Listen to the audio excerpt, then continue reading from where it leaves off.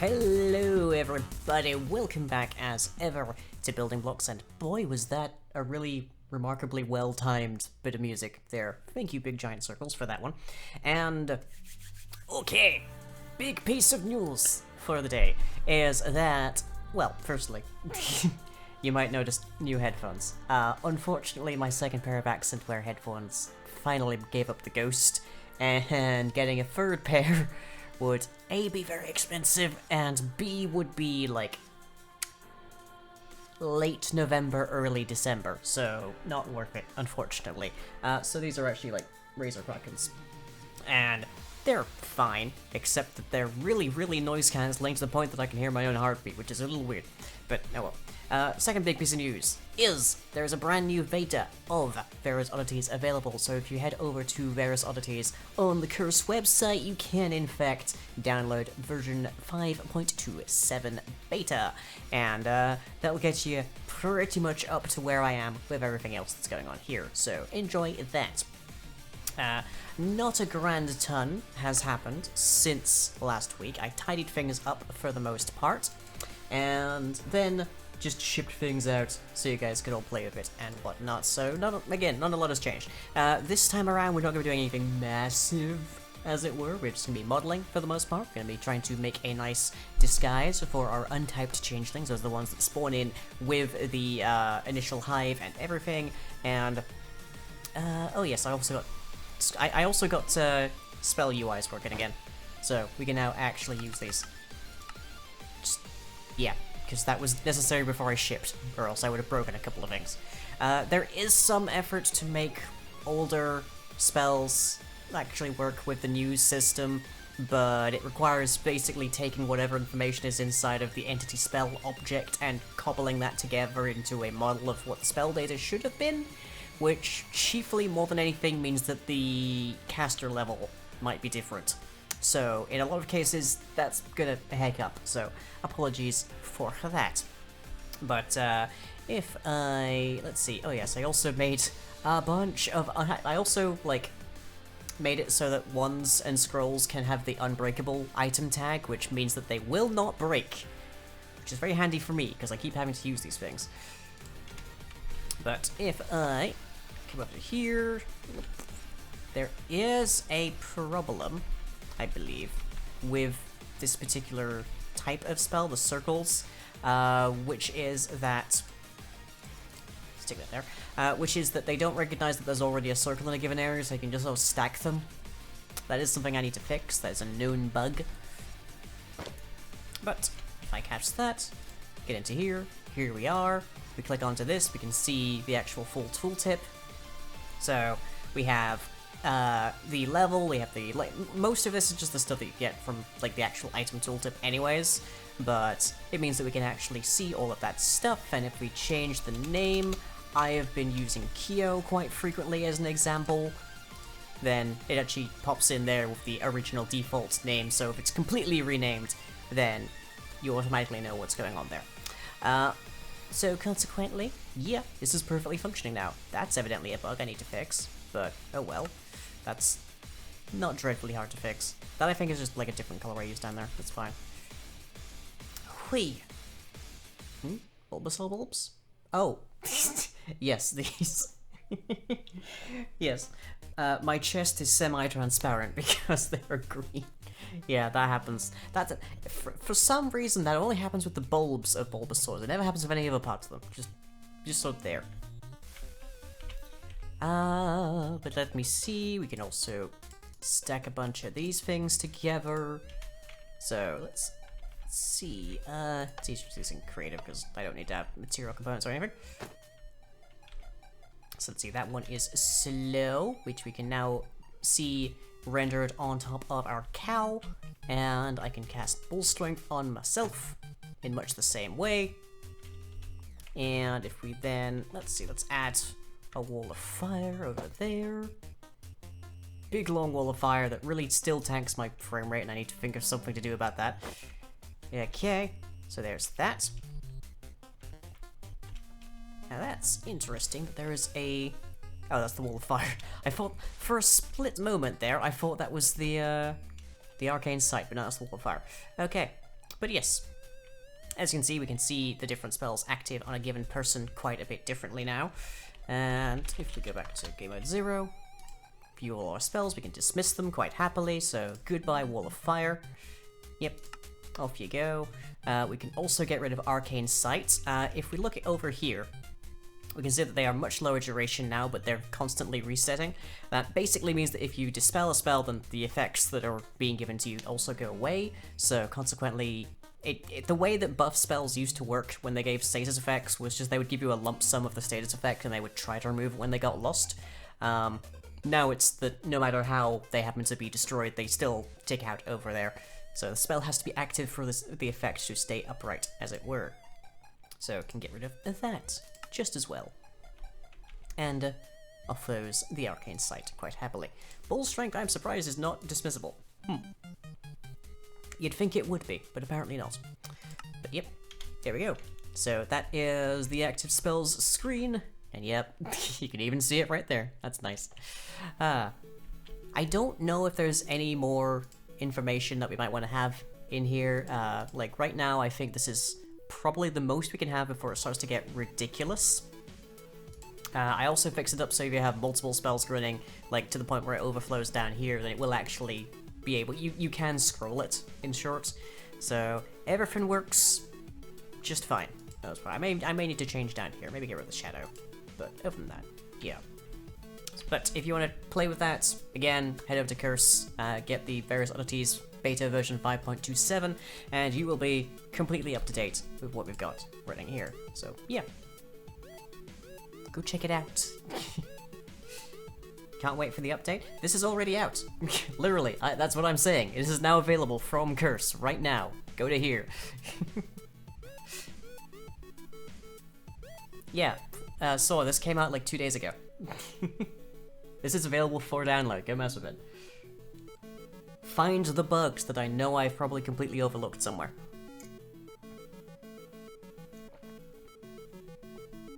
Oh yes, something I do need to remember. If we go over to here, and we look for... There we go. So, hide custom names for foreign spells. Foreign is a word I was not terribly comfortable with using, but it's the only one that works succinctly for what I had in mind. If true, displays the default names for unknown spells, if in the active spell screen, ideal for servers whose players cannot be trusted to keep things civil. If you set this to true, then it will not display the custom names in your active spell screen, unless you're the owner. Which basically means that because those names are shared across everybody, if you name something a rather offensive term, I'll say, everybody has to see that rather offensive term as long as the spell is affecting them. So if you cast, say, Bestow Curse, for instance, on somebody, they then have to see whatever you name the Bestow Curse spell inside of their active spell screen forever. So having a way to turn that off was a very good suggestion that was made. So yeah. Just about to say that, find the bugs. Oh yeah, absolutely. Download the update and you too can make a circle against Kyo. Yeah, apparently Kyo doesn't remember why I make this reference so often. It was in, I want to say, New Helena, way back when. Shortly after custom mob types and such got added. And it was like a standing thing that if anybody on the server wanted to have specific mob types instead of the standard player ones, then they could get them, and Kyo's request was to be evil and undead. So, in order to test that was actually working, we used Circle Against Evil to repel Kyo. That's why I call it Circle Against Kyo. Just also because it's like, I only have to change like 4 letters, so it's cheap and easy. But anyways, to the meat of the evening. Guys, we've got like 10 minutes, well 9 minutes now before I got my first break. Okay. So, the major influences that we took for the witch's actual, like, Fey disguise, as it were, the Sylvan disguise. If I just bring up the screenshots, we can see those. Whereas, basically we wanted wood, we wanted greenery, we wanted to make it look like a forest kind of thing, so they ended up a bit elven/sylvan. There was a lot of, like, noble gown kind of influences. And we want to try and create somebody who's not quite this level, but still nonetheless looks quite regal and important and as such. So, you need to update your mod packs to 115 from 112. Okay. I'm not working on 115 here, but that's... good luck with that. I will be trying to... well, once we get the full major release of this out, after the betas, then we will be moving on to more recent versions. Dear lord, we're behind quite a bit. But yeah, so we had to make some sacrifices. We ended up with this sort of like gown being swooped backwards because it just looked so awkward having the dress over top and that sort of thing. But yeah, Fae always have courts. It's like a recurrent thing. There's always like somebody who's the head honcho, and then there's the people underneath. And we want to try and make the equivalent for the Changelings. So we've got our sort of like ruler, we've got the witch, and we need to try and come up with what the Changelings look like when they're sort of at court, as it were. And it's not the easiest thing in the world, but you know, we're gonna try. And for that we need an idea of some influences. So the witch ended up being based predominantly on like, not a variety of things. They ended up heavily resembling a like tavern wench and such. Like for like the Wild West, saloon girl. That's what. So I'm not really sure 100% what kind of influence we draw for that. I don't think I want them to end up looking Western, like Western movie kind of Western. But having them like be this kind of comparison is pretty nice to me. So let's see, if we just, like...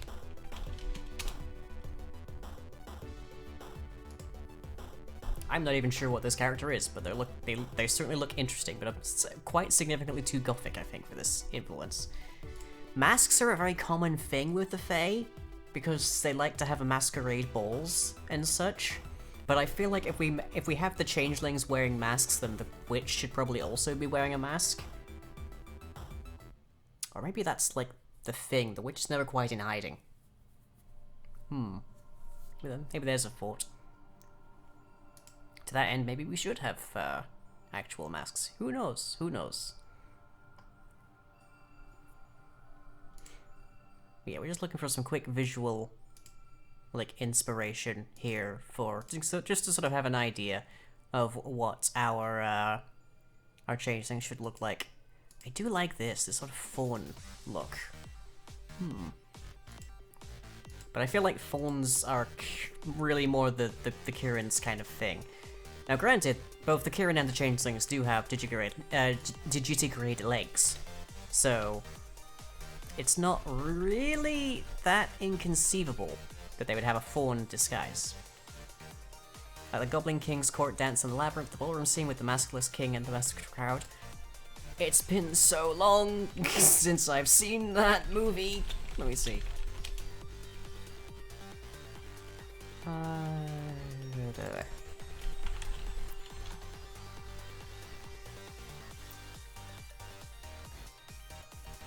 Yeah, it's been so many years since I've seen that movie. I'm not really sure.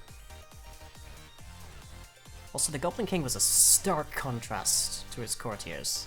So, I don't know. Like,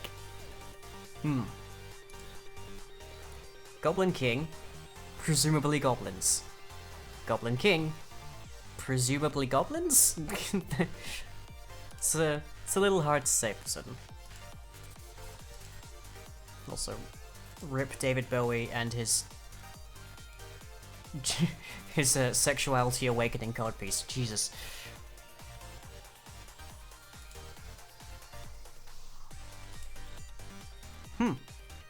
Interesting. Apparently there was a graphic novel of Labyrinth. Neat. Okay, anyways, before I get too distracted. You'd think Fake Orc and Fake Orchard and stuff would give us more stuff. But let's think. What do we want to look for here? Pay no attention to the madness that is my image. That is my Google search history there. Maybe try looking for kings. Maybe there'll be like something interesting here.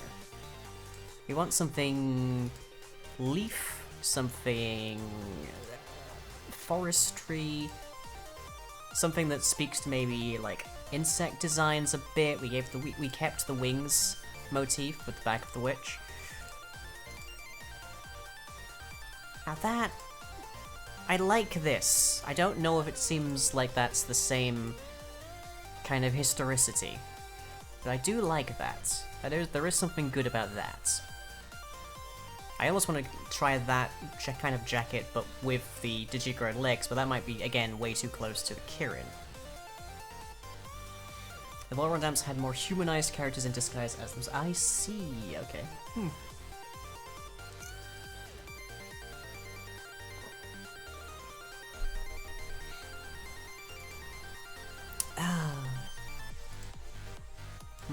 Hello, who are you? That's not bad. That's not bad. I mean, having the changelings look human, essentially, or make her like a player, essentially, when they're in this disguise makes sense. So maybe. And having a horn, like, even if it's just like the one horn, we could either integrate a horn as being like a headpiece, a head ornament of some description, or we can actually have horns like that, coming out like trees. Which then makes it be like, that crown has significantly greater symbology, and that they're sort of like, the ruler of like tree-headed people, and hey, here's a tree-headed person. Getting really trying and stretching for that metaphor, but, you know.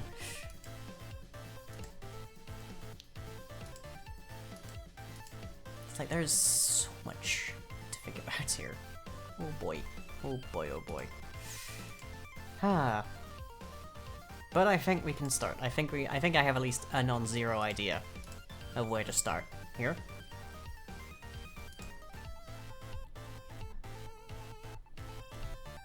Just a quick search. Ooh, let me have a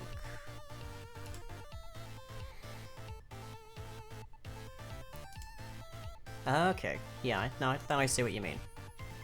More or less. It's sort of fast-moving scenes. There we go. Yeah, so sort of like that.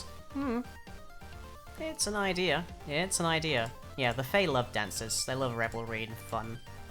Even if they don't really necessarily understand the reason for it all. I'd completely forgotten Jim Henson worked on this movie.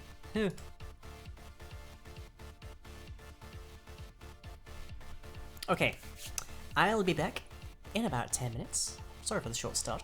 And we'll get started with typing, so catch you all momentarily.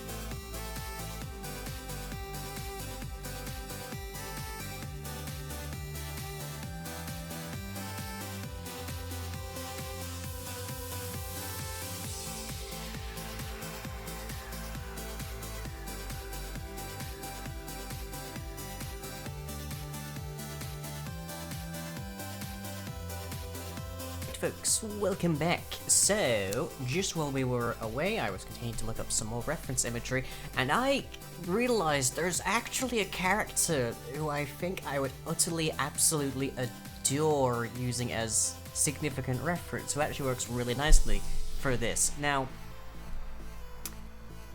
this is a bit of an obscure one, because it was only out on, it was a series of books, and then it became a short, like a TV miniseries on the BBC years ago, and I utterly adored it, and I don't know if anybody in the chat is going to have the slightest idea of what I'm talking about.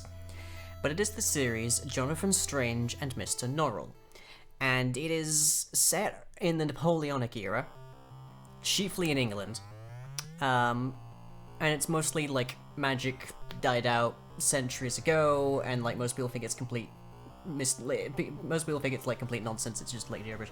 But then it sees a resurgence as two substantial wizards appear, magicians, I believe they're most commonly referred to as in the series, called Jonathan Strange and Mr. Norrell, who are master apprentice, and then partners, and then rivals and whatnot. They have a deep kind of relationship over the course of the series, but a substantial chunk of that is driven by a third character, and that is a fae, most commonly referred to as a fairy in the series, known as the Thistledown Man. Doesn't actually have a full name, and he fits a lot of the metrics of what one might call for an archfey. But he has two major appearances, like outfits, essentially costumes. He has a costume that's had when he's first summoned, and it's much more kind of like Shakespeare play kind of look to him. And then after that, when he gets like an in to mess with the mortal world again, he updates his fashion and looks more presentable about the town. And that actually works quite well. This is a character played by Mark Warren. So there he is in his later outfits. And here's a quick one of his much older one. That's very much like Peter Pan, I guess, in that regard. And it's just like, yeah, actually, this works really nicely for what I have in mind. So, just gonna keep that on my list of references here. Obviously, I'm not gonna end up completely cloning that. I mean, I say that, and then the witch ended up looking like, is it Leafa? I don't know, but it's a character from like Sword Art Online Season 2 by sheer accident, because their predominant colorings are like white and green with long blonde hair, and it turns out that's actually a character in an anime that I've seen. It's fine. It's fine. Look, Britannia stole like 90% of its stuff from anime. I can have some reference. I wasn't staring at a picture of the Sword Art Online lady as a reference. No, I absolutely was not. It just occurred to me after that I might have accidentally. But okay, so much like the witch, we're going to be sticking to a predominantly humanoid kind of model here. So they should ideally pretty much look like they're a player but wearing a specific kind of outfit. So that'll help with making them seem friendly, I guess, making them seem palatable to the players. The more that they resemble you, the less likely they are to be something about to eat you, that kind of thing. I know that's not necessarily true for like zombies and such, but like an Enderman will heck you up, that kind of thing. A spider will heck you up. Skeletons will heck you up. Creepers will heck you up. Zombies will heck you up, but you know, it's like they're an undead version of you, so they're corrupted, I guess. Like, But yeah, the more that they resemble the player, the more relatable they should seem. So if we can just make it be a humanoid base with like an actual like that, yeah. Villagers won't, but the golems will. But the golems look less like you as well. Their proportions are all weird. But anyways, yes. So that's our inspirations. We've got like this sort of courtier kind of like design, which I think is called the Moonlit King to be exact. It's from a wiki. I don't know. I don't need to know the context of these images. In fact, it's better if I don't. And then we have this sort of like Peter Pan-esque look from the early Thistledown Men, and then his more recent, his later things. Mostly these are outfit references, as a consequence of what we're going for here. So, let's get to it.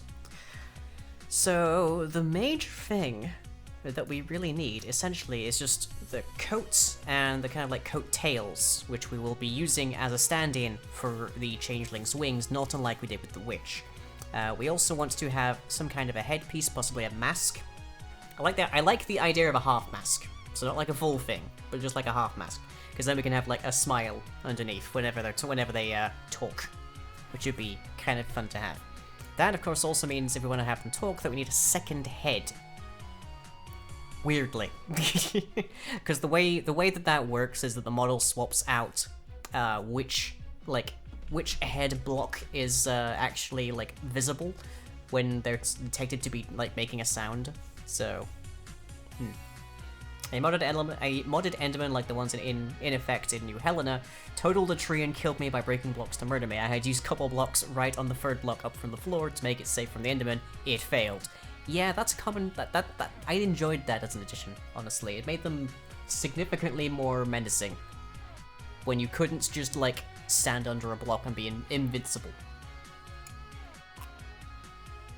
You can still do that with River Skeletons, and it feels very cheap, really. So, But okay. Right, so we established we're gonna need a new head. So let's just make a new one down there. I would like to take this out of there, please. There we go. Head 2. There you go. We can parent it to the original if we need to, but if we do that, I think it'll hide it whenever we try to actually hide it, whenever we try to show it and such. Okay. And then we want the coattails. Now, the coattails need to be... Quite specifically, they need to be at an angle on the x-axis, but not the z-axis, which is roll. So we need to, more or less, we need to just sort of imitate what we did with the Kirin over here, the coattail. We just need to break it into two parts because we've got two wings. It's like teleporting into your house, into your roof beams, so much not looking up during the rain. Yeah. Okay. So that is 8 and 4.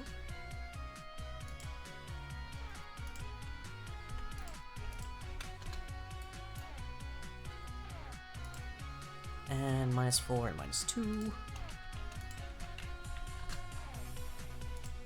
And rotation point is 9.5 and 0.5.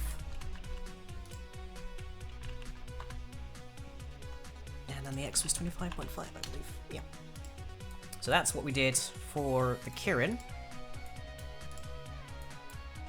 I think it'll mostly work. I do think I want it to be maybe... I'm just trying to think of how do we want to... Okay, one other thing I'd like to do is actually have the Changelings have the narrow arms. Same as the Witch does. I feel like the more slender arms look a bit less threatening. I could talk all night about why that would be, but it feels like they're less threatening. Like... we've all known Steve as like a force of reckoning, essentially.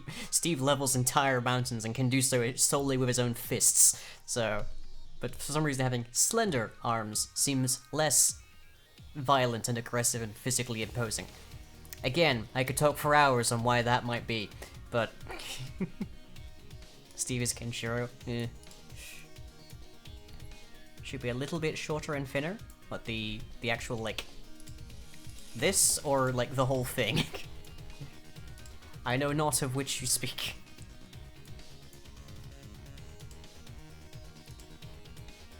Like, maybe that long, or maybe that long, or maybe honestly we just go completely extravagant and go the entire opposite direction. Maybe they all have just, like, really long coattails. Maybe they're just that dramatic. Like, that's another option.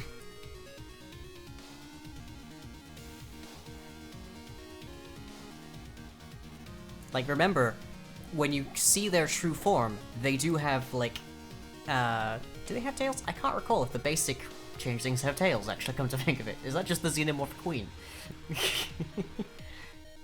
I genuinely don't recall now. God, I'm losing track of my own lore.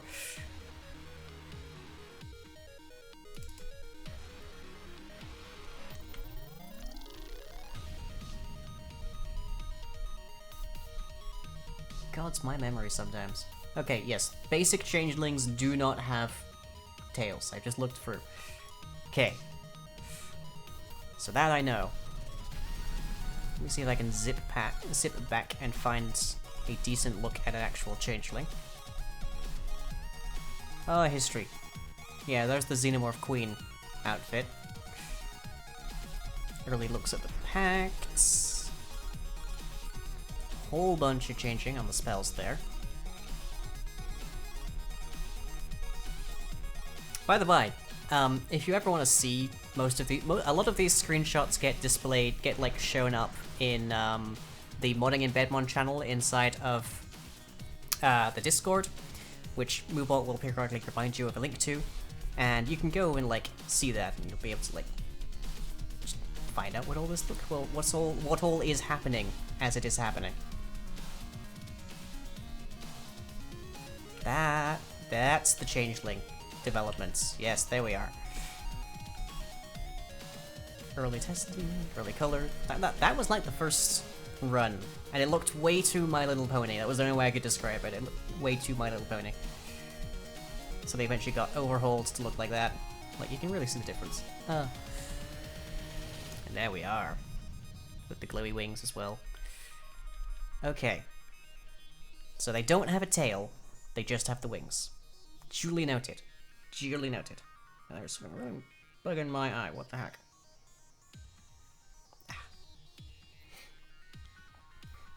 When you go Fey, you go dramatic. Yeah, agreed.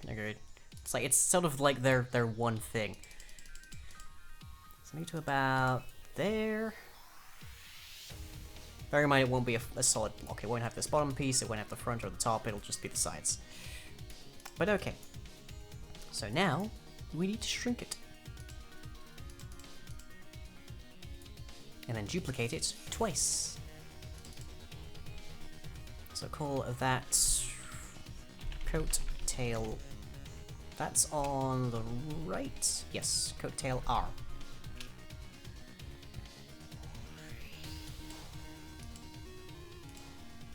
And call this one coat tail L.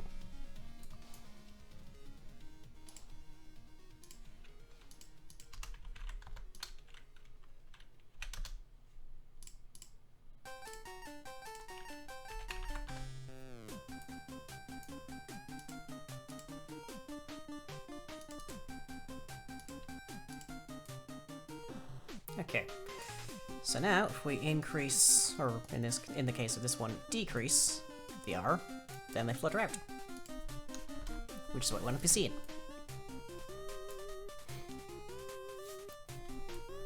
Okay, is there any other detail here I'd like to change?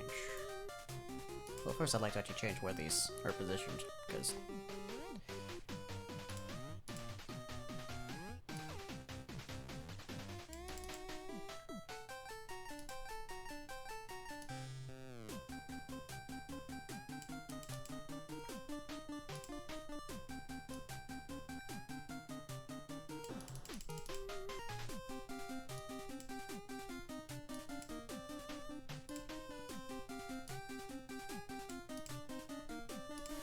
okay.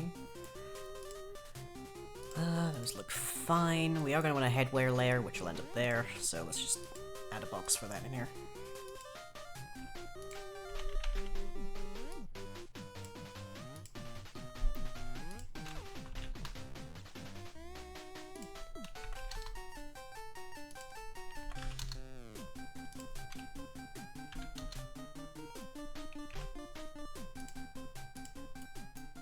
Okay, so the last detail, are there any other details that we want to add? A lot of this is just going to come across in texturing, I think.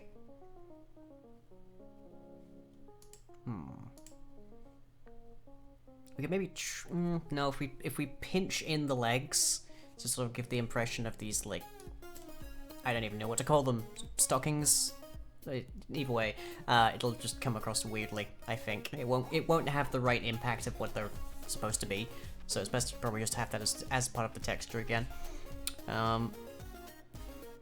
Again, the waistcoat will probably be also texturing. But we could add a headwear layer to the chest, which would help with creating it. That's for sure. Yeah, we could create a lot more texture if we add a headwear layer to the torso. It's called a headwear layer because it was originally exclusive to the head. That's why, but it's a weirdness. I know.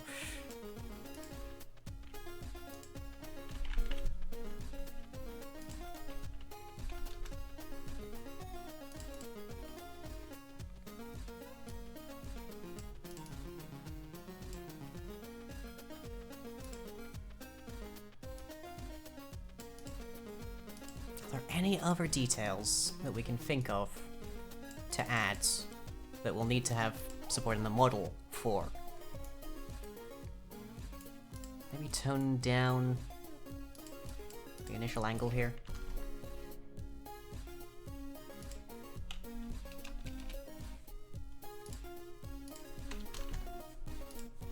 Look a bit more reserved.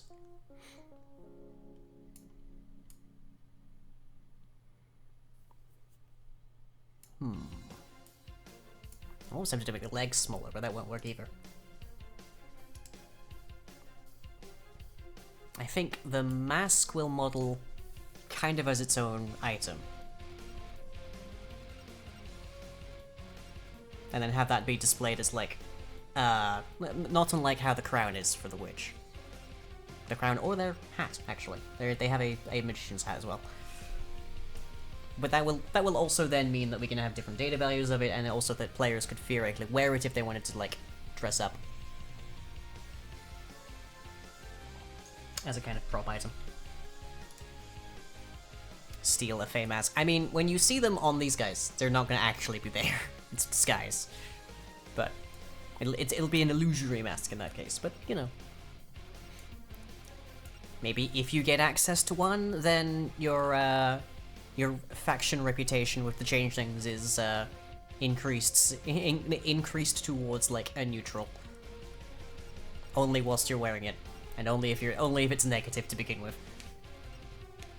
That'd be an interesting feature, but only if you could actually get a hold of the mask. So for the most part, it'll just be a prop. Okay, I do want to have these actually be aligned like that. That's fine with me.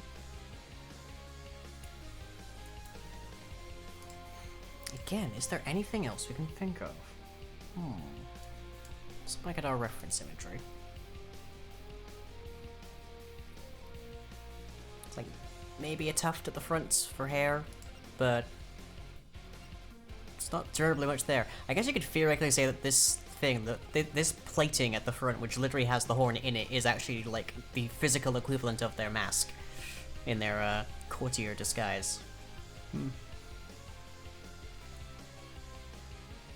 feel like they might want to have a leg wear piece as well. Like the witch has these little booties down there.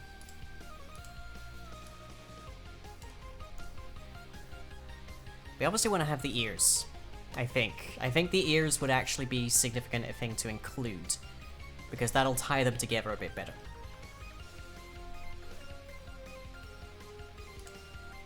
Yeah, that might be worthwhile.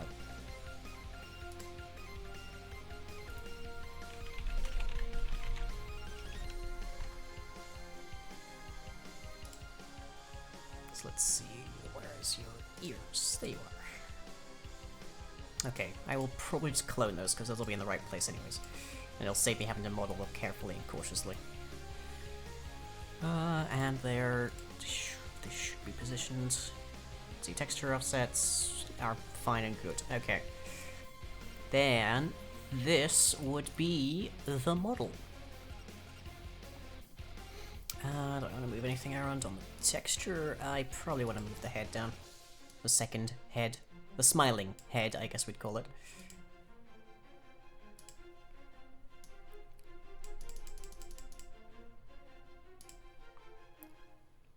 If we have the body wear layer, then we might as well have the arm wearers, I guess.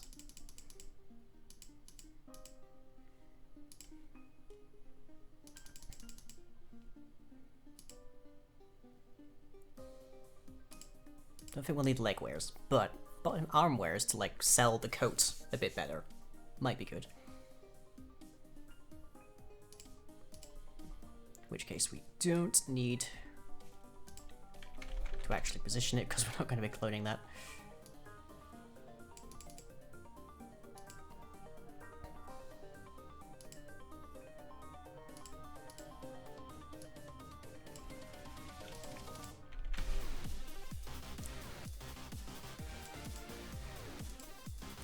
Okay, there we go. So I'm just going to export that as a texture map to start with. Let's see, there, there.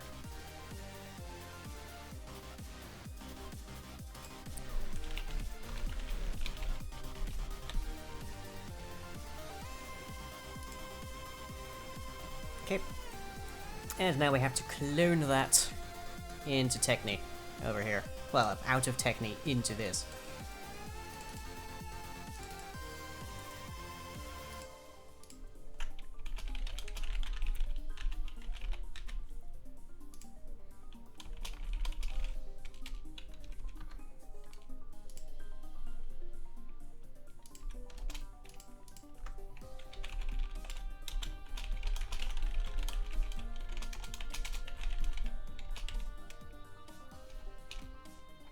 Okay. So the headwear layer's fine, the head's fine, the body is fine, we just need to add a block to it. To add the body wear. Assuming that's not already here, come to think of it. Nope, it's just the one box. Okay.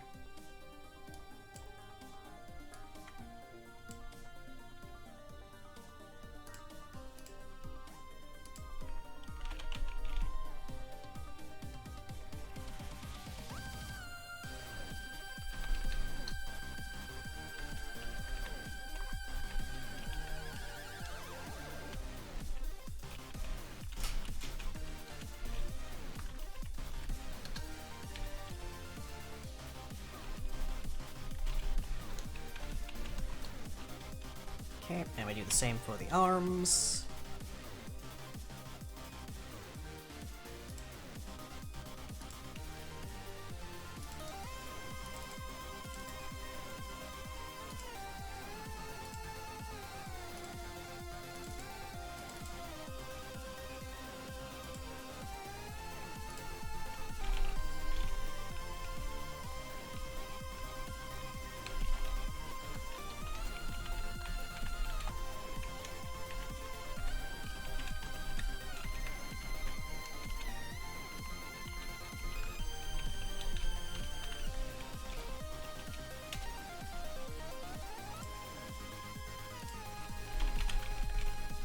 Apologies, chat, I can't currently see the actual chat, so...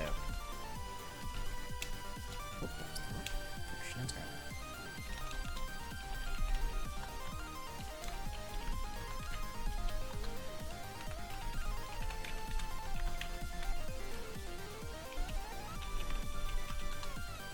And we actually need to redo the arms entirely, can't we? Because they're by default, the arms are 4x4, and we want it to be 3x4.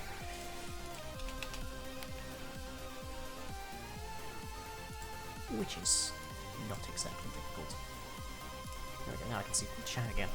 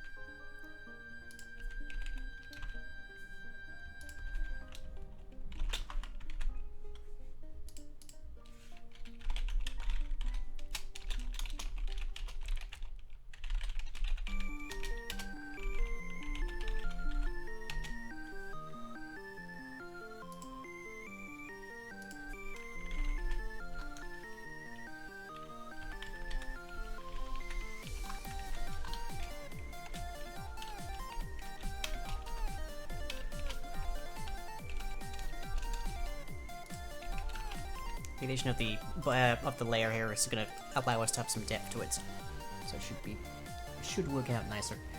And then we need the second head.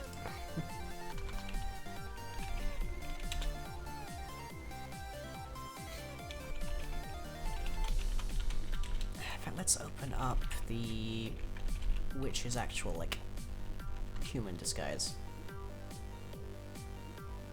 Yep, there's the smile head, that's what we're looking for. And then we have to have an actual, like, list for the witch's expressions in that mode, because they have they have the predator grin at one point, which is always entertaining.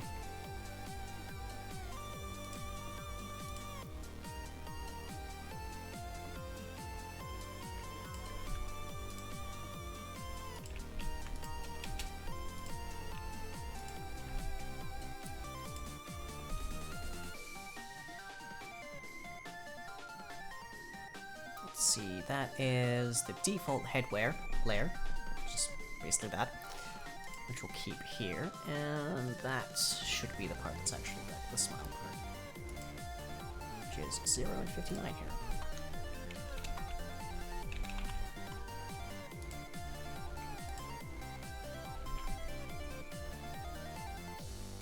And now we need the coattails.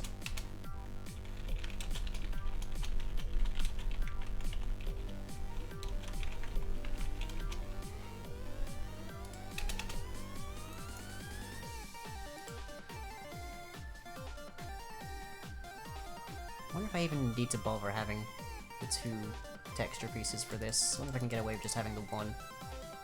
In which case I can actually I can crunch down the size of this a bit better.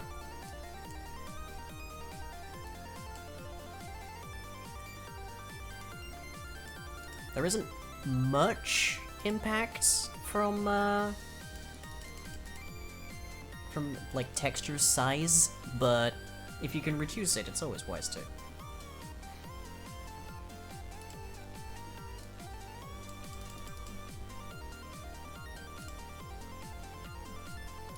Smile tat is at 59, which is now basically half the size of what that looks like. I will have to re-export that, but it's fine, I can do it.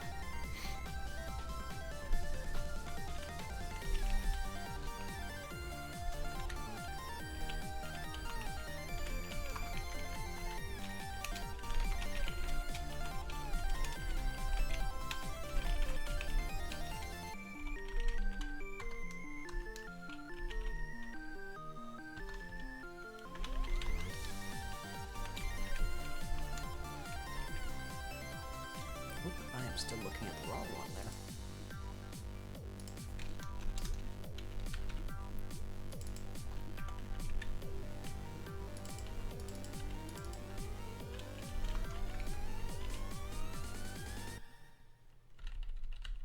And let's parent those to the body,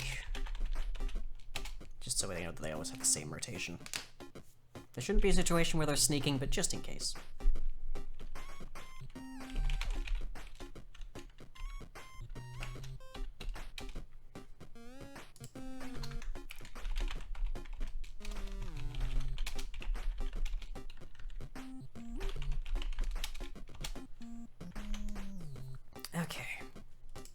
Let me just export this texture map again, just so it's updated.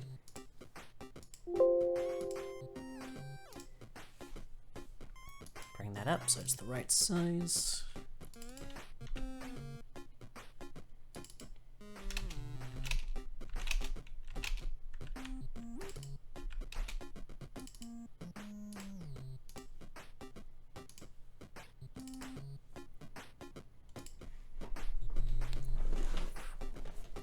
Sat on my legs a little bit longer than I anticipated. Ow. And while that's booting, I'll just crack open the renderer.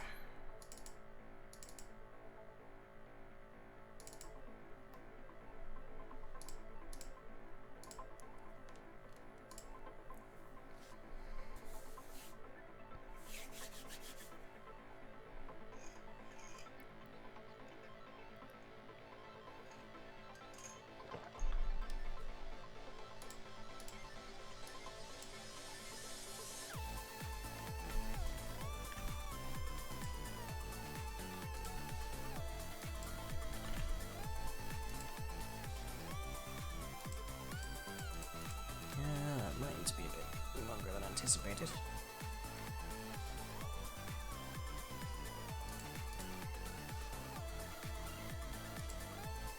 Let's see, what is this altitude here? That is literally at the border. Oh boy! Wow, if we hadn't actually shuffled that about, oof.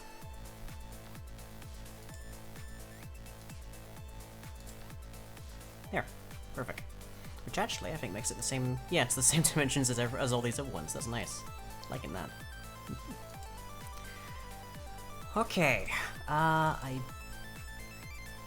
Yeah, these mostly just extend out of their base classes. Okay.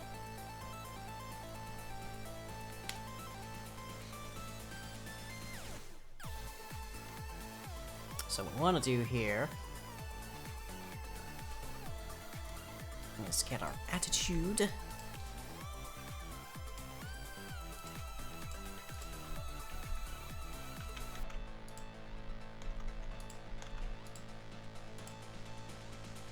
And then our model needs to be our model and our texture need to be dependent either on well, they need to be dependent on the attitude. There's not really an either about it, come to think of it.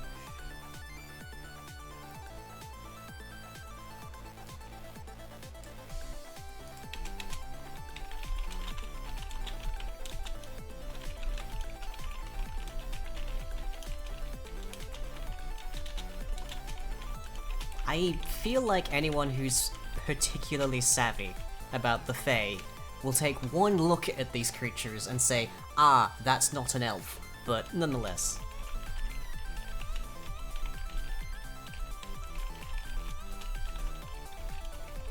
Should be fine.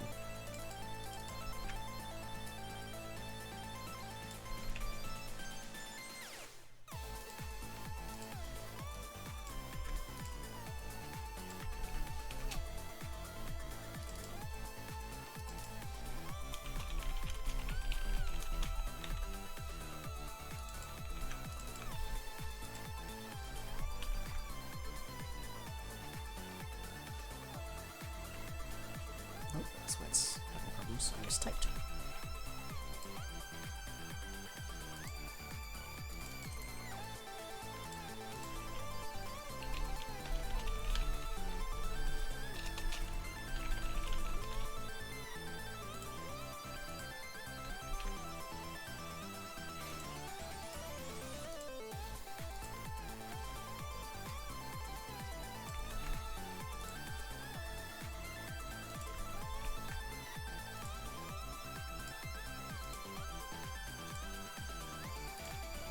Is that super there?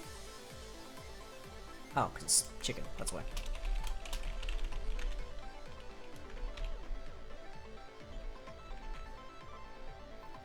There. So every time it renders, it checks that attitude based on your faction rep for the most part, and then it will set the model, which will mean that it'll change to the right thing and have the right texture. Okay. So, if we just refresh the resources, and make sure okay, yes, good. I didn't hallucinate adding this, good. It's not animated yet. We will animate the coattails momentarily. We just want to actually make sure we've got this base thing in first.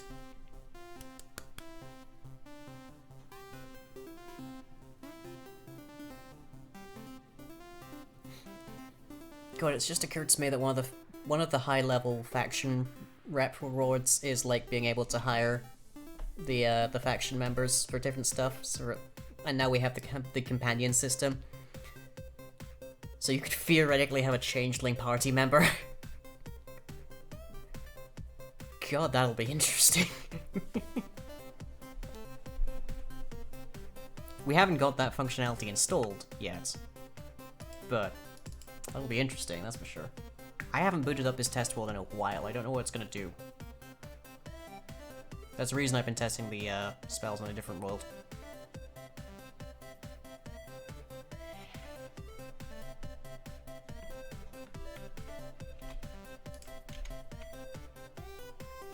Appears to be pretty much fine.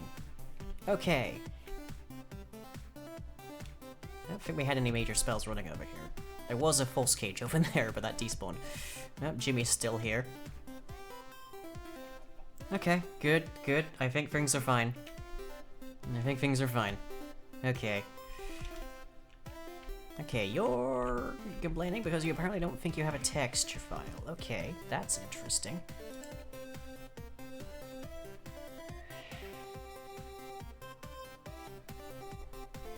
Failed to load changeling.png, apparently. Let's see. Oh, look at this. That's interesting because that's not a texture you're asked for.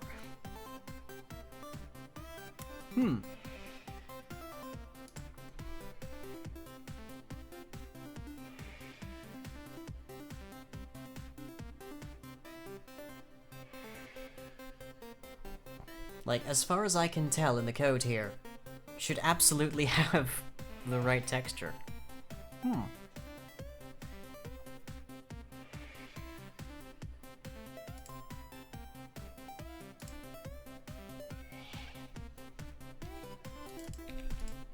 Oh, hang on. No, I see where I've gone wrong. So, who remembers where I copied the changeover code from? Answer being, I copied it from the chicken changeling. So it's asking for a chicken, which means it's not actually updating that at all. Ah, okay, yeah, that's totally my fault. I mean, everything here is my fault, but that in particular.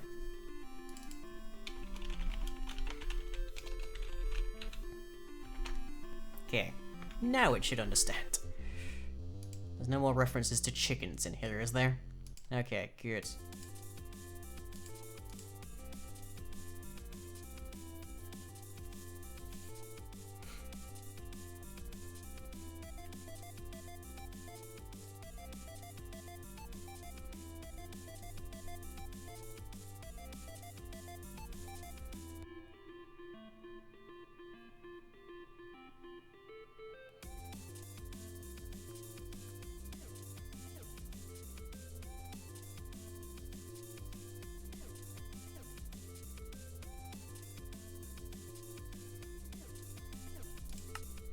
Okay. Now it should now it should be able to find it.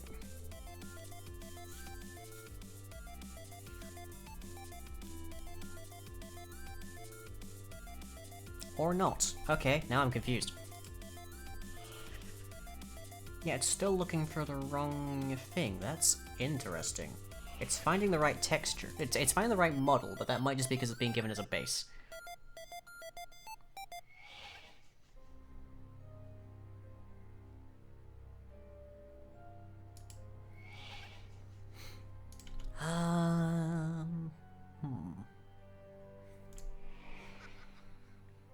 Extremely determined to be a chicken. Oh no, now it's definitely trying to be a changeling. It's just, there's no more, like, reference to chicken in the actual code.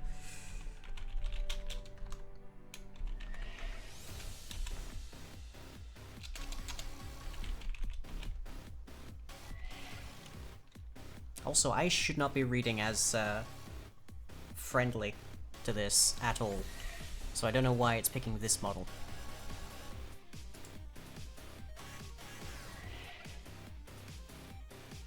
Okay, let's go check the other ones. The other changelings are doing just fine. It's just the untypeds. Okay.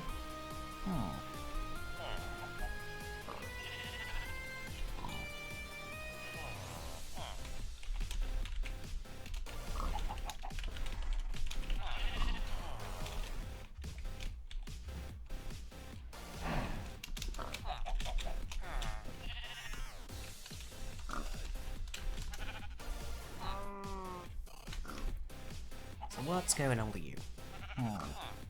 Did the file name change? Nope. No, that's fine.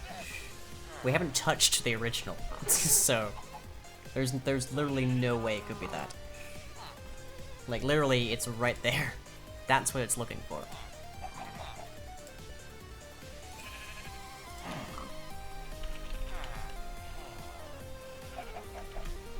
It's like the name that goes into render changeling is the part that gets shoved into that to find where the where the base texture is. So I can only imagine that it wants to be given an oddity instead of a changeling. That's the only thing that makes sense. Which is mostly a hang-up of my code more than anything else.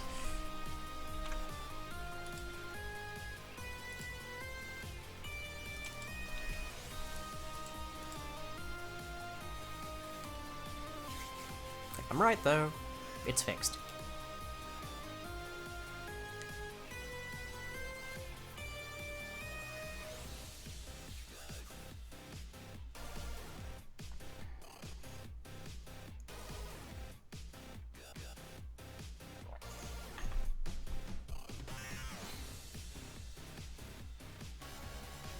Yeah, it's gonna be interesting to see. Like, you would need to grind a lot of faction with a lot of different, a lot of reputation with a lot of different factions to have a very diverse adventuring party. But it'll be interesting to see the kinds that people put together. Like, do you just assemble a team of dwarves and like go mining, or do you assemble a team of like kobolds for like long haul travel or whatnot? Like, do you mix and match a whole ton of them? It's like once the companion system is fully implemented in that respect, it's gonna be interesting. Hello, color swatch, please.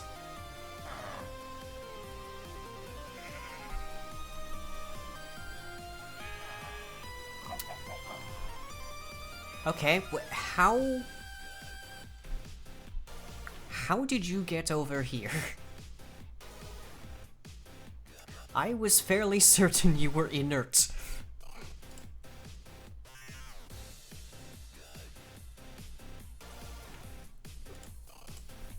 Okay, that happened, evidently. Let me bring you back here. Where am I?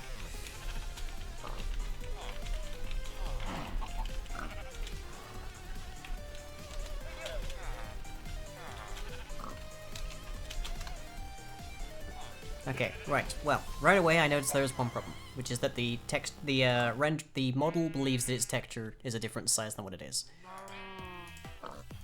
That's fine.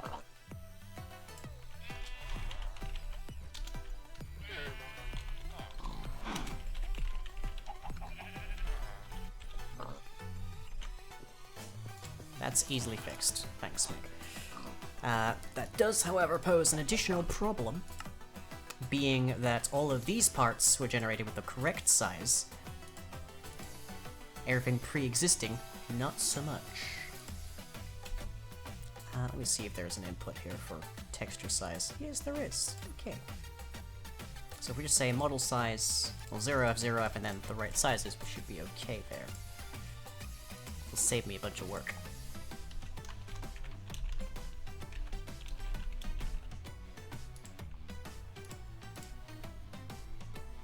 Spacing no? Yeah, a little bit. Although I think, generally speaking, if you have a entity not recognized by Minecraft, it just vanishes.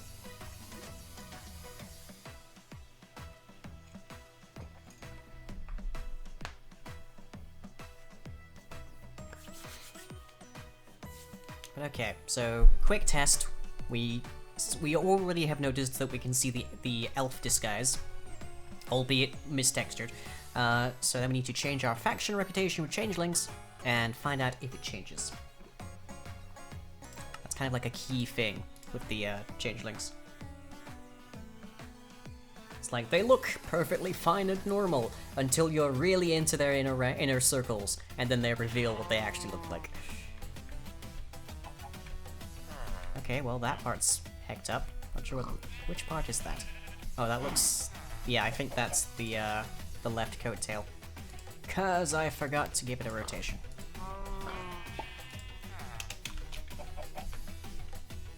Okay, fixed. All these pieces otherwise look to be good. So, faction, set, doodle-doo, changeling, positive 100. Yep, there we go. All of the changelings have been revealed. Including the sheep one. That's on my list, is to fix that model, but it's a good start. Just imagine, like, there's a weird thing here, which is that these are extensions of the actual base mob. So, a changeling cow should resemble a changeling cow, a changeling pig looks like a changeling pig, etc, etc, etc, etc. And that means that you could theoretically ride the changeling horse. So imagine a changeling horse gets loose into the wilds, whatever, from your base, and one of your friends tames it and just rides it back to your base, and to them, they're just riding a perfectly normal horse. But to you, who is on good terms with the changelings, there's a very different image in front of you. Just like, yep, that sure is a horse, Greg. Yep.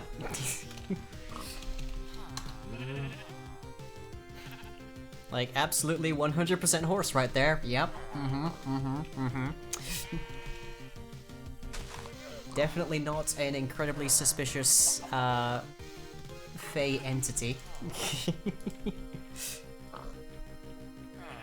just a regular old horse. Yep. Okay. Where's the cow? I don't think I have a changeling cow. Oh no, we do have a changeling cow. It might have just despawned then. Okay. Now let's go to Patron Witch Elf, so that we can animate the wings accordingly.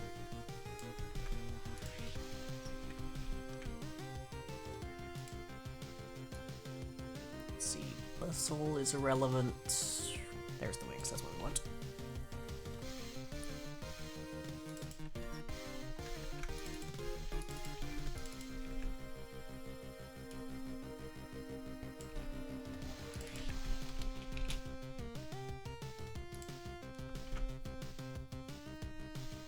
Okay, so that should add the coattail flapping part, and the last thing we want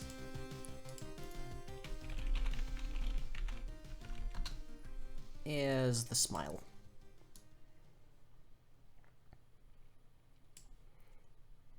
Which is based on getting the right head, and then hiding the correct one and revealing the true one. But I'll be back in about 10 minutes with that, so see you then.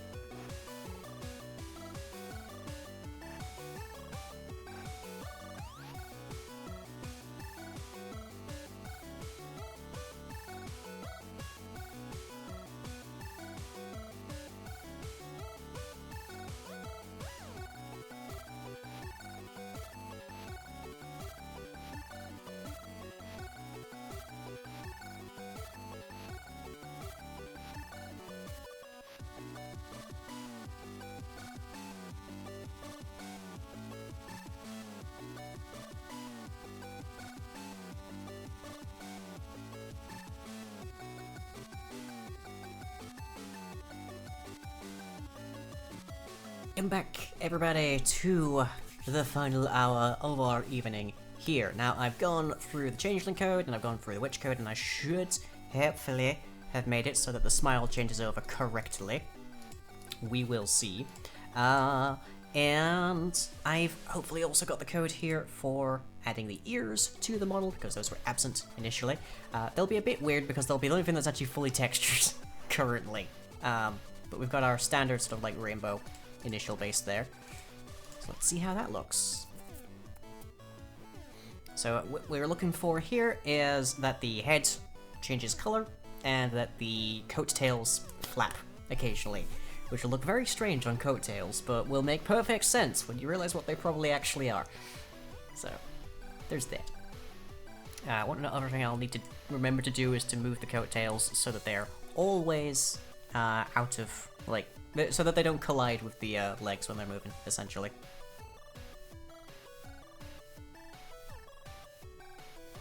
Let's just see what we've managed to accomplish.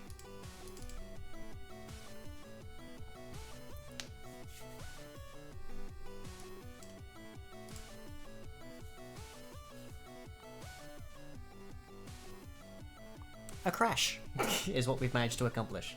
Okay. I think I can probably guess where. Yep, the data manager. I tried to set a value that is not in fact there. Because it does that. So I need to go back to Entity Changeling and actually add that in the data manager.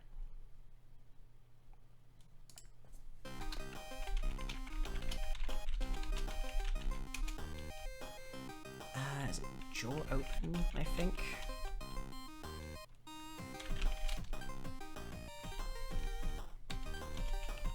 Should just be a 0 value. There. Am I correct in that that's the thing I need to set? Yes, good.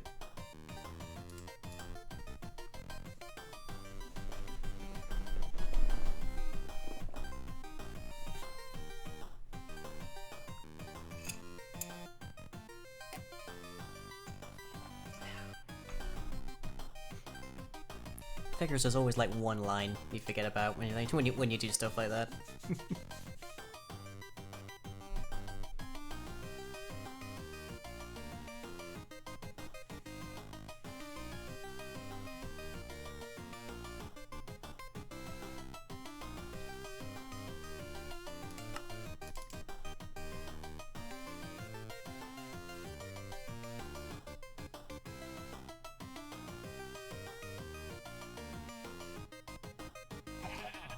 Oh, good. Okay.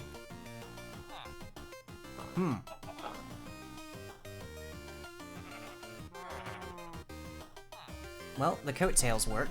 We can see that part. There does seem to be some trouble here. Is that when it's talking or when it's not talking?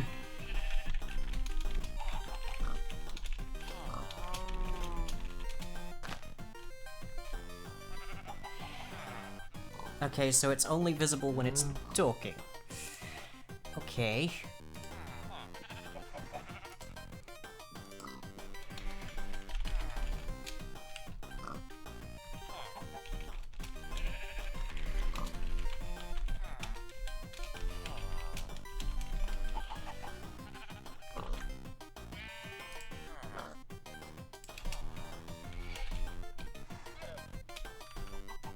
See if I can fix that up. I don't think it'll respond, but you know, we can try.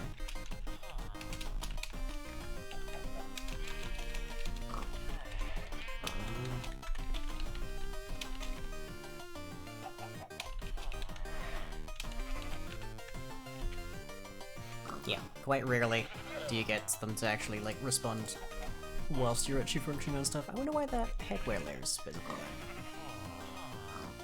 Interesting. I might have to look into that. The headwear layer in Minecraft's base code is actually a separate model renderer, rather than being just parented, so every single time that it tries to render a human being, it has to position both the hair and the head, like, separately. It's very, very irritating when they have stuff like that, but oh well. I need to figure out which side of this I need to remove. That's a good start, by the looks of it. Might try and separate them just slightly so they don't have some Z fighting there. Although I guess technically that's Y fighting. That's fairly easy to accomplish.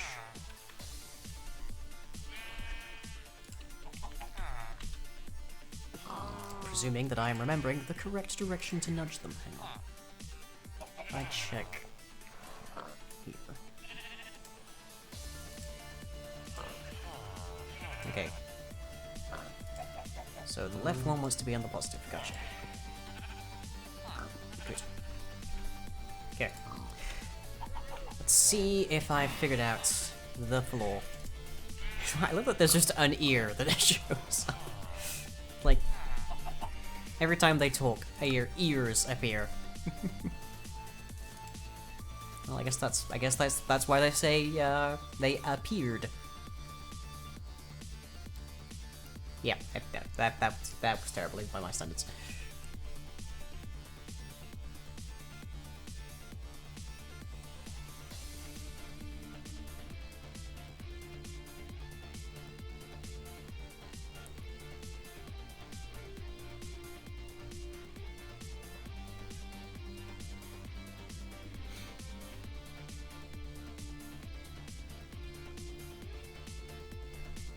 Okay, let's see if we fixed...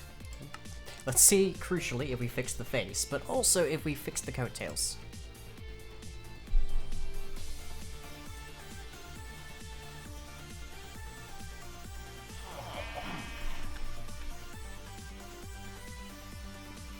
So the only thing that should... Somehow we've managed to invert it. I don't know how we've managed to invert it like that, but... So now its head disappears when it's talking.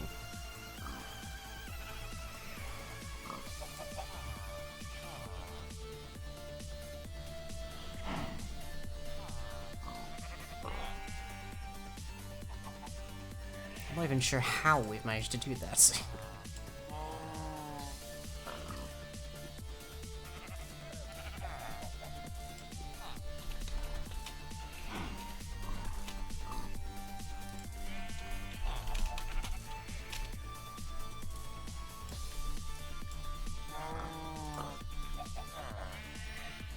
So...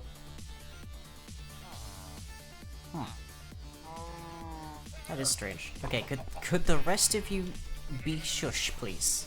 Could the rest of you be shush?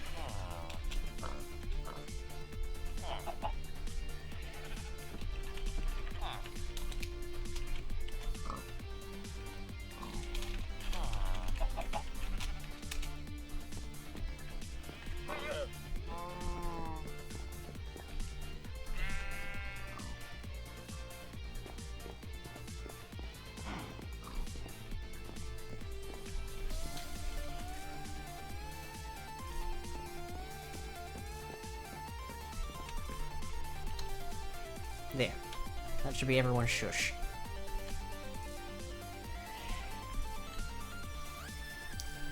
So what's going on that's causing...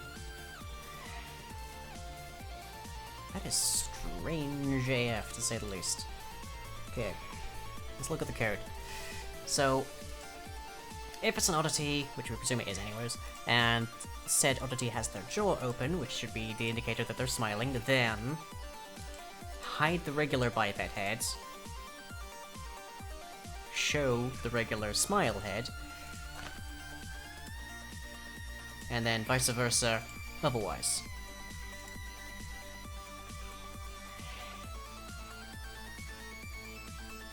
Oh, I know what it is. The smile code is fine. I know exactly what's happening. Okay. There's a little bit more code that we need to add here.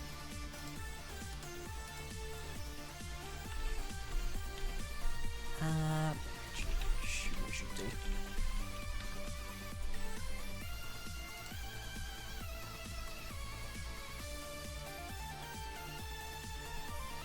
Is Smile Head page? There. Actually, wait. Ah, there we are. Yeah, we just go for the render. Yeah, that's the thing that I forgot, was I forgot to actually render it.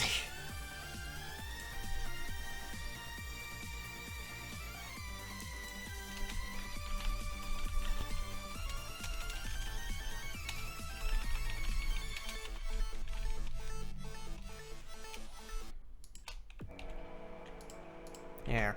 That should fix that problem. And now I'm just going to... Let's see, if this defaults to the right-hand side, then it should be that part I need to remove. We'll find out.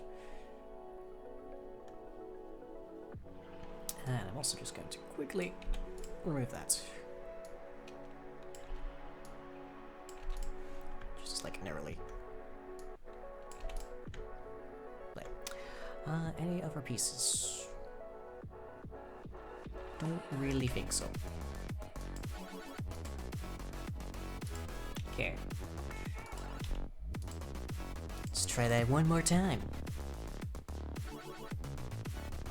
But yeah, the reason that the face is disappearing, but the hair isn't, is because headwear is its own separate thing. Really shouldn't be, because it's always, always, always the exact same rotation as the head. Minecraft, I guess.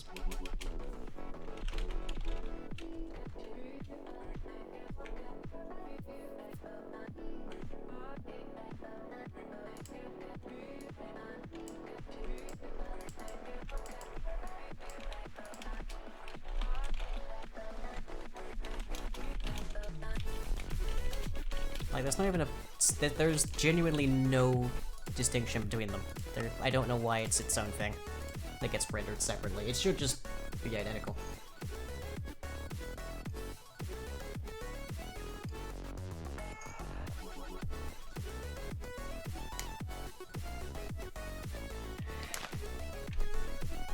And yep, as is per usual, I managed to get the exact opposite side to the one that I actually wanted. Okay, that's fine though. Because that I can fix very easily.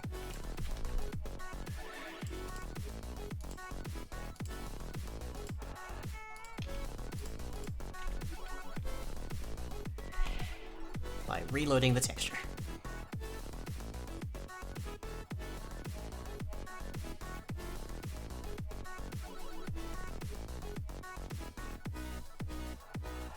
There we are. Okay.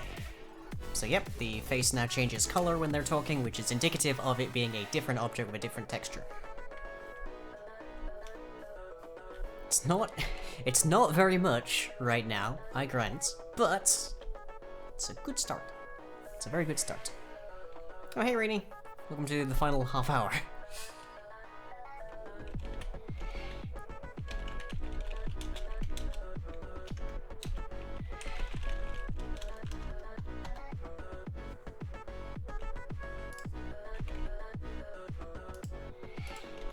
Let's get ourselves a Changeling cow over here again, shall we? Look, I already know what you actually look like. Mewing will do you no good.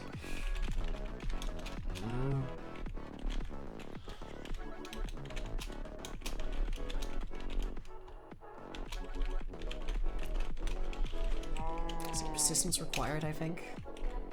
I'm pretty sure it's the one. Guess we'll find out one way or the other. The commitment to the bit. Yeah, you're not wrong. You're not wrong. But okay, so yeah, today we have been working on this, well, not this model, but a model, which will be used by the default Changelings when they do not have a actual disguise to use. Following very much on the witch's elven disguise.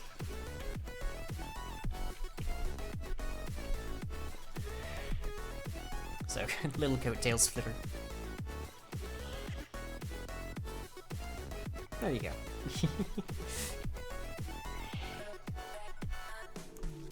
A weirdness. A very significant weirdness.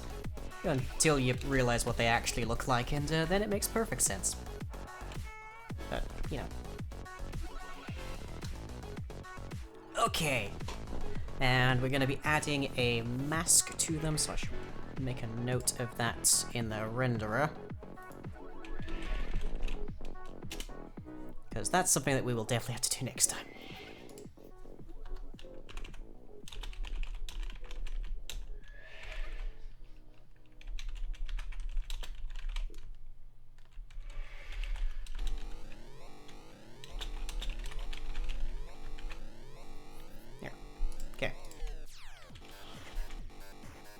Are we supposed to be able to see a tiny bit of green or coattail through the torso? Yeah, that's just because the texture.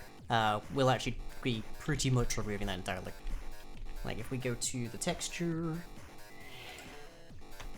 See, it's showing this side and this side, so we actually only need, like, that.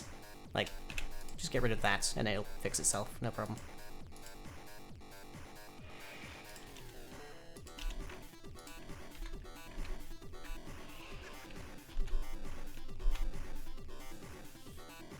So, yeah, that's just early texture stuff.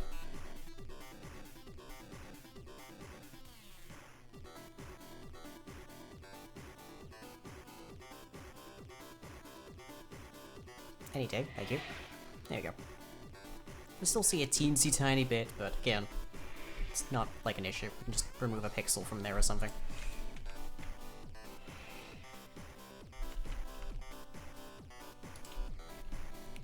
So yeah, a good start. I'm almost tempted to add a ponytail to them as well and just have it be, like, maybe that's a thing that they all do, I don't know. But our influences here, our reference imagery, is very, like, yeah, you've got a ponytail, just over regency. You don't, though. I kind of respect that about you, the Thistledown Man. It's like, there's such, like, Mark Warren did a magnificent job as the Thistledown Man. Honestly, the whole cast of that series was great, and you should really go watch it if you have the chance. But, yeah, just, like, good stuff all around, honestly. 3D ponytail? God, no! Like, a ponytail is, like, relatively easy enough to model in, like, a block, but modeling it in an actual, like, entity means we have to go through the whole thing that we just did, but for all of that, pixel by pixel, potentially, it's so not worth it. Oof. Like, there are mods that will make your headwear layer 3D. If you want a 3D ponytail, go with that, but only if your ponytail counts as a headwear layer. I don't actually know how that's accomplished, but it's really interesting. Like, I presume it just, like, goes through the texture path, like, texture path and, like, creates cubes, but... like, individual monocolored cubes, but I haven't looked into that, and rendering is not my specialty. AI is my specialty. Systems are my specialty. Oh, hey. Perfect. So that is what the witch's elven disguise looks like. And we can see that there's quite a degree of finery there. More than a little bit of weavery, I have to say. But yeah, looking pretty good. You know, that sort of like fresh out of captivity, somehow in a somehow looking magnificent kind of fantasy styling.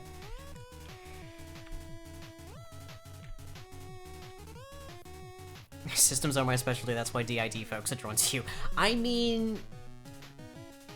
shush.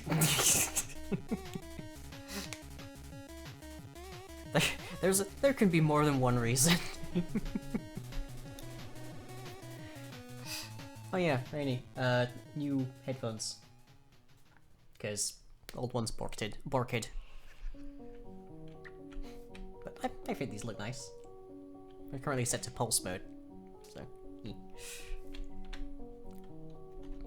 accent, well, I will say, a vote in favor of these headphones over the old Accentware ones. These ones are USB powered, which is a little bit of a headache for my wiring, but nonetheless. Which means I can have the lights on and never have to worry about recharging them. Downside being, of course, they have to stay connected because they have no internal battery.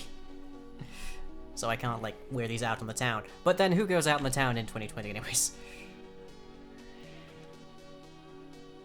Yeah, there we have... I'm not going to go that far with the x-axis, but nonetheless, there we have the witch, looking very nice. It's all an act, of course, because we know what they actually are like. No question.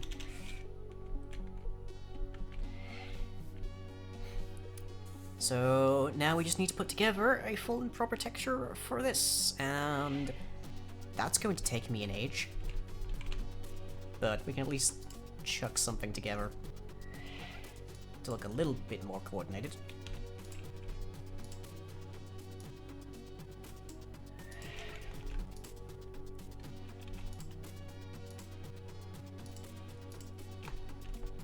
And by coordinated, I mostly mean more rainbow. Because having a base texture that you can go back to is always helpful.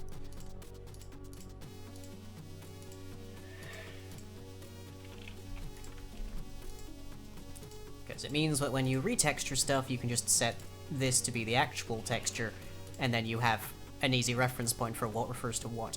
I don't imagine the ears are going to be dreadfully hard for anyone to point out, but...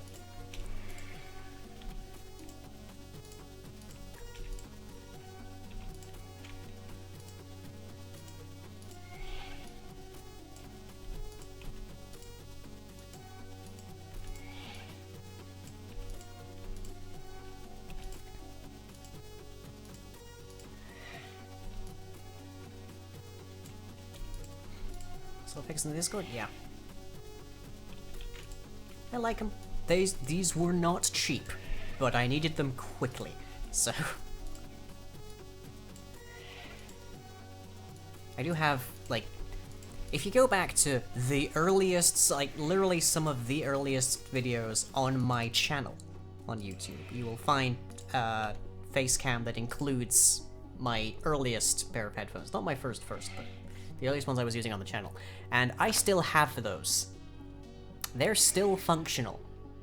But, firstly, they will compress my skull and give me a headache in about half an hour. Secondly, they are shedding so much.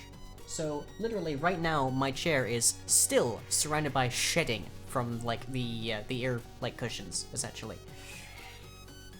So, especially when wearing headphones is kind of a very important part of my job, I needed to get these very quickly, so they ended up being quite pricey, but worth it!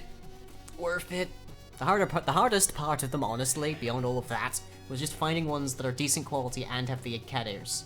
Because that's kind of my brand at this point. That's kind of a significant part of my brand. Like, I don't know if it's I don't know if it's as important a thing as, like, my ponytail. Like, I pretty much can never remove this as long as I'm a content creator. Not that I want to anyways, thankfully.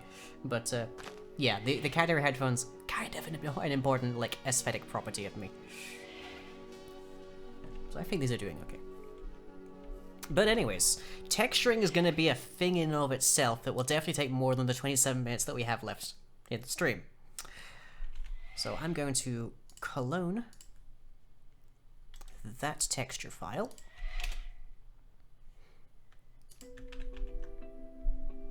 Call that Changeling Elf Base. Because one thing I'd like to do is actually have a number of different Changeling Elf textures and have that be varied by the like the UI, the unique ID of them.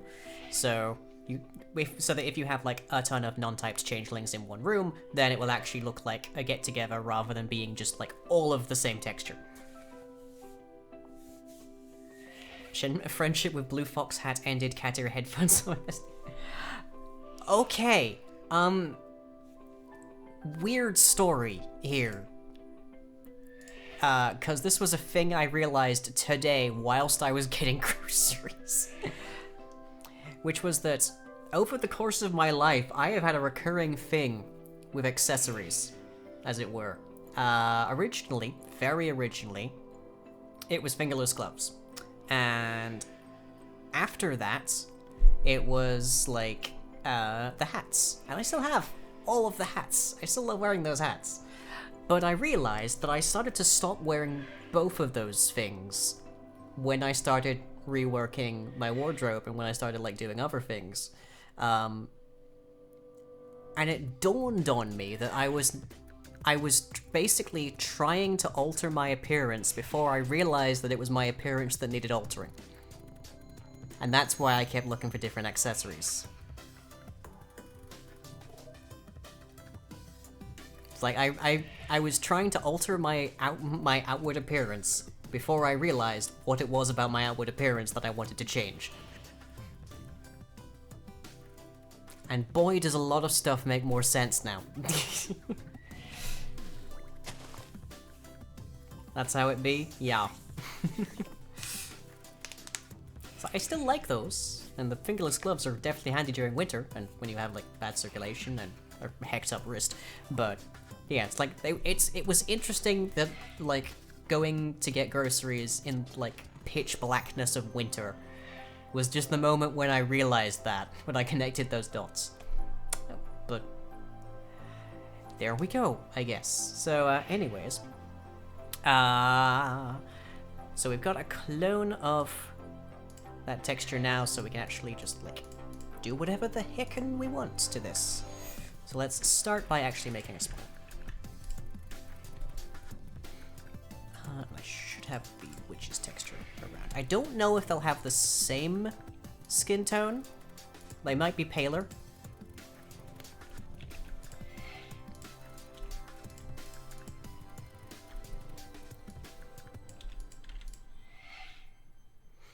Winter forts, like a different take of shower forts, I guess? Not sure. Not sure. Let's see, that's 4.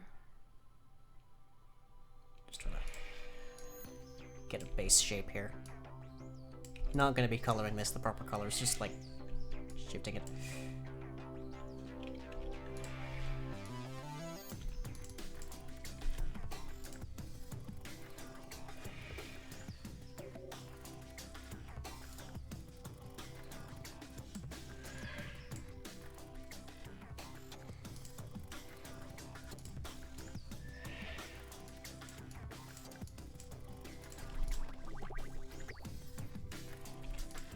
So, before y'all say it, they're gonna look a bit naked while I'm doing this.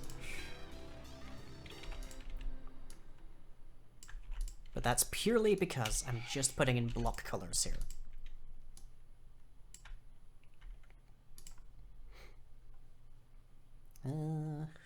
Okay, and let's see, that's also the face. We want that.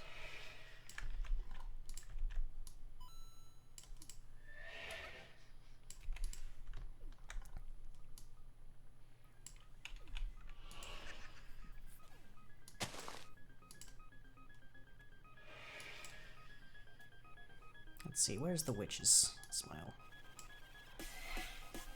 It's like, yeah, okay.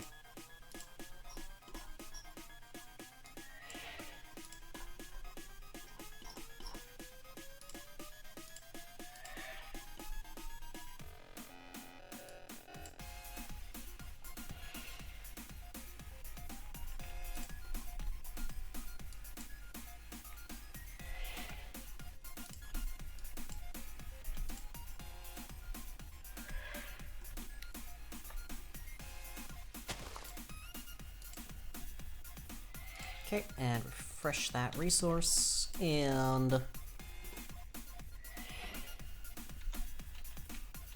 refresh the textures.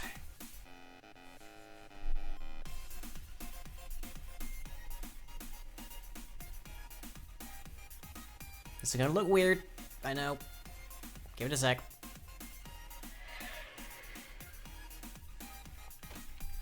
Certainly looks fairy, I'll give it that. Comes the pink hair.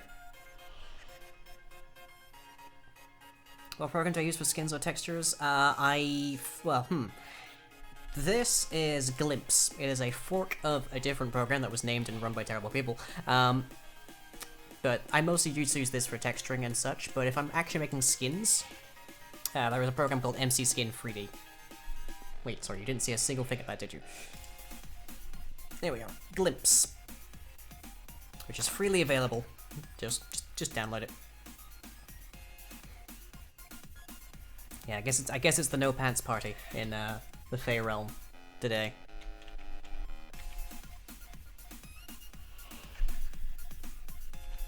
Thought it looked like the unfortunate one.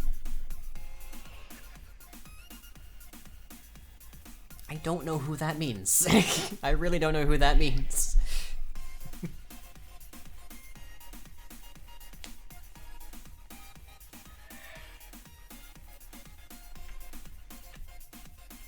The unfortunately named program. Oh, yes. The one whose name sounds like part of BDSM culture? Yes. It's a fork of that program. Run by much better people.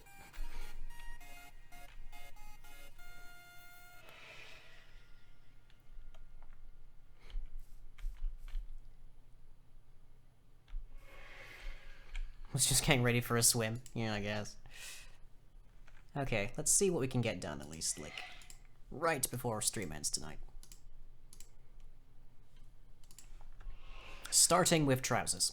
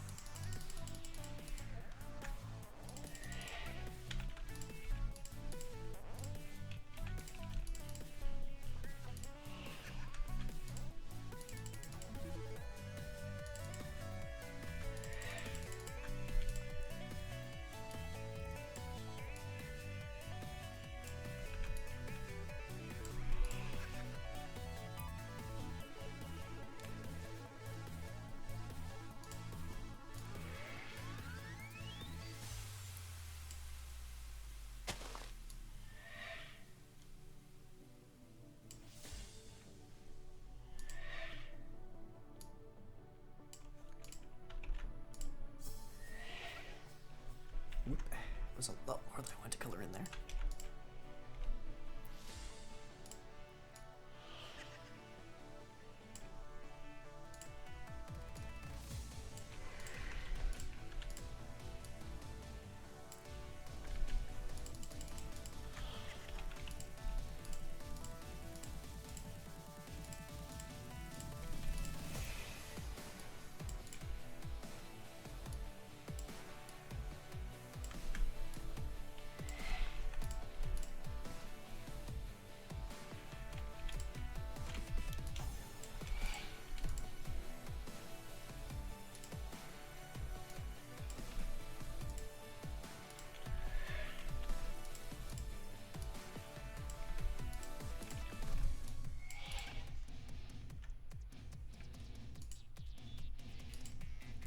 Let there be pants.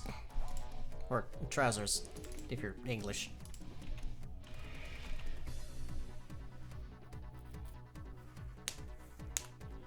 If you like coming to my Building Block streams because it gives you motivation to get your own skins done. I mean, it's a creative stream, so. There we go.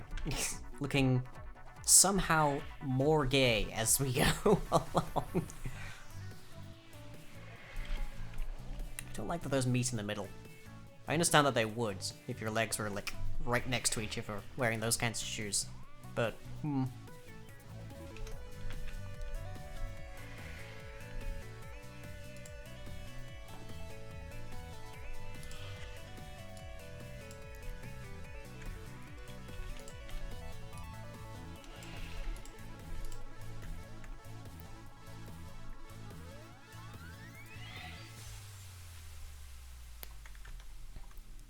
Also, let's absolutely change up the color of the hair here, because the pink is really throwing me.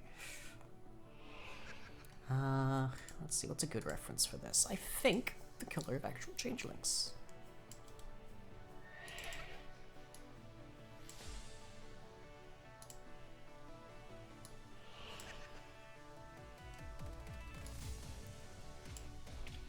blue is an obvious color, but let's not go down that path. There are some interpretations of Fae that give them, like, straight up anime kind of, like, hair colors.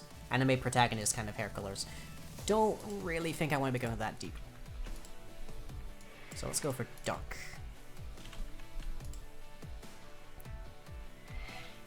For the moment, at the very least. I'm not sure exactly what kind of hairstyle I'll give them, but I'll start with that.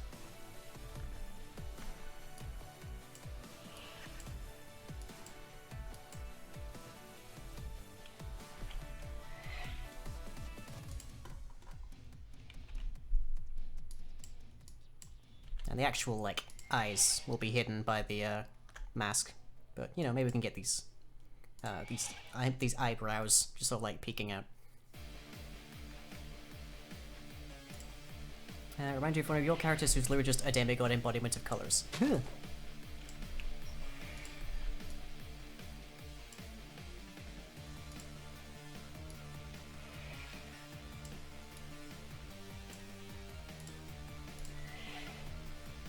Some big eyebrows? Yeah, the Fae don't tend to go halves.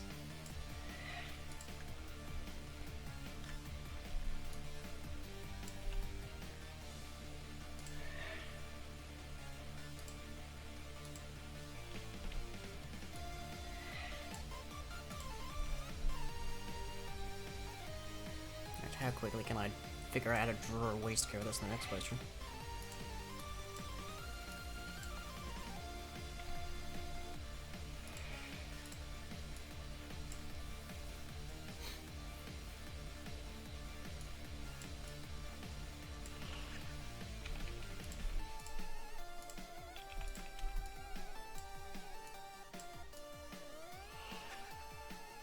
God, it's been ages since I wore my waistcoats.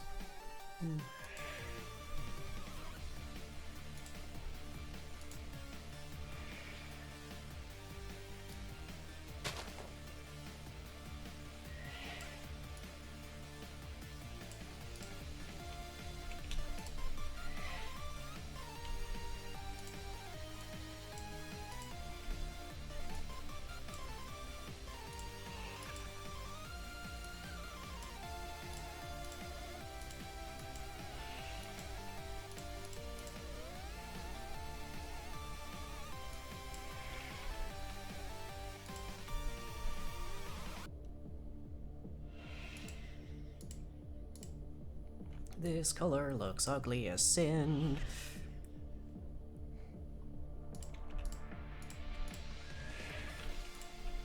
I have regrets.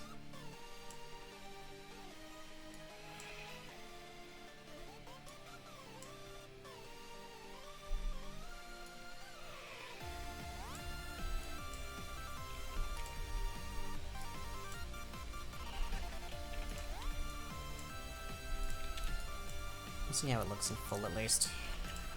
I was kind of thinking of maybe mixing in an awesome color, but evidently I just made the color of vomit.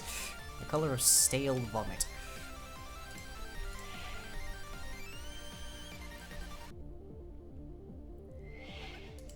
This is really, really, really rough starts here. Getting the right shade of brown is surprisingly. Yeah, if you go too close to the yellows, you get urine. If you don't go far enough, you get vomit. And if you go too far into the deep browns, you end up with poop. It probably shouldn't surprise anyone that finding the right earth tones is mostly about avoiding bodily functions.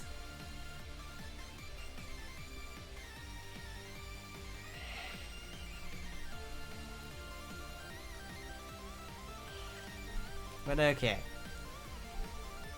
It's a good start. Obviously, it needs a lot of work here, but you know, it's a start.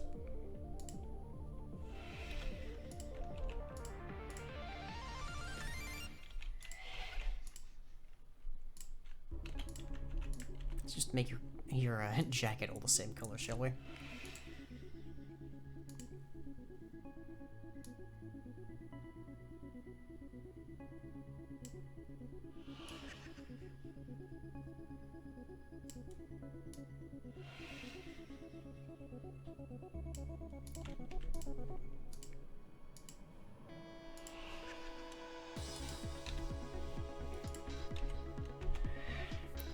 Now his jacket should be the same color. Don't know why I'm saying he, because changelings are genderless, but still.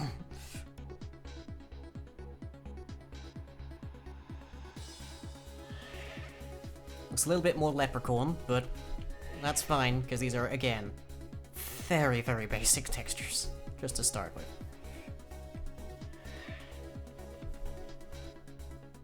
We'll be doing a lot more on this next week. Huh, but okay. Right.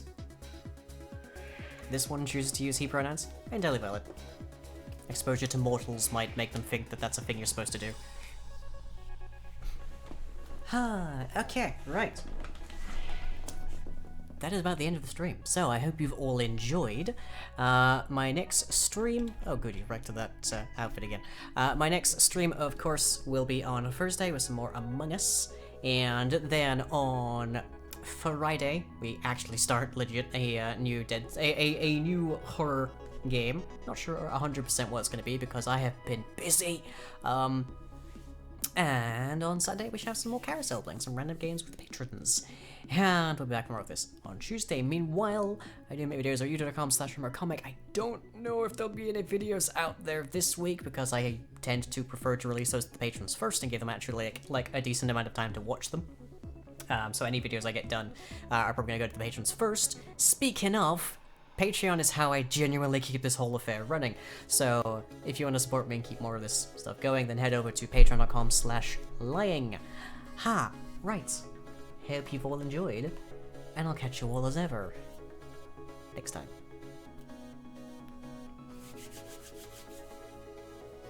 Can I help you?